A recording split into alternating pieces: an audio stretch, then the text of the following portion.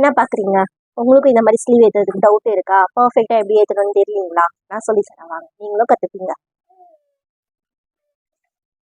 இதுதான் வந்து பார்த்தீங்கன்னாக்கா எல்லாருக்குமே தெரியும், கை முண்டா. ஓகேவா? இங்கிலீஷில் வந்து பார்த்தோன்னாக்கா ஆர்ம் ஹோல் சொல்லுவோம் இல்லைங்களா?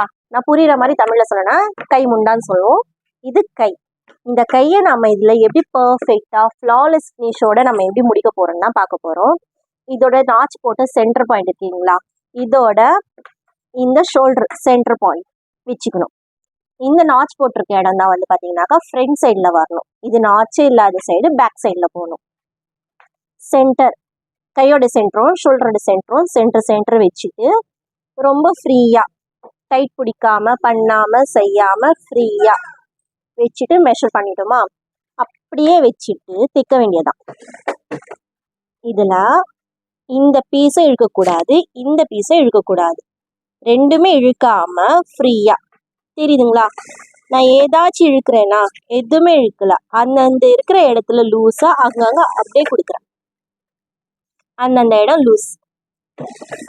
நீங்கள் கை இழுக்காம மேல் பீஸ் கீழ் பீஸும் இழுக்கக்கூடாது, மேல் பீஸும் இழுக்கக்கூடாது, இழுக்காம ரெண்டுமே அப்படியே கொடுத்தீங்கன்னாக்கா ஃபினிஷிங் அந்தளவுக்கு சூப்பராக இருக்கும்.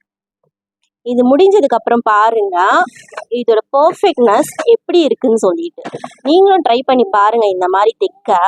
அப்போதான் கொஞ்சம் கொஞ்சமாக புதுசாக பிகினராக ஸ்டார்ட் பண்ணுறீங்க அப்படின்னாக்கா இந்த மாதிரி விஷயம்லாம் கொஞ்சம் நுணுக்கமாக கொடுக்கும்போது ஃபினிஷிங் அந்த அளவுக்கு இருக்கும் பார்க்கவும். நான் ஒரு தையல் தான் போட்டிருக்கேன். எப்போவுமே கை தைக்கும் போது 2 தையலாக போடணும். இன்னொரு தையலும் நம்ம போட்டுக்கலாம்.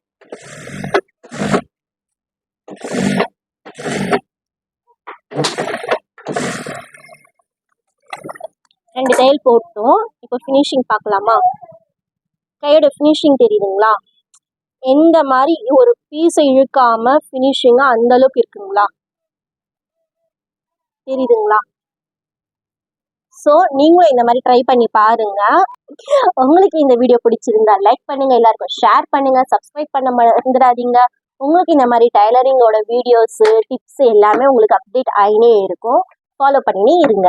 பாய்.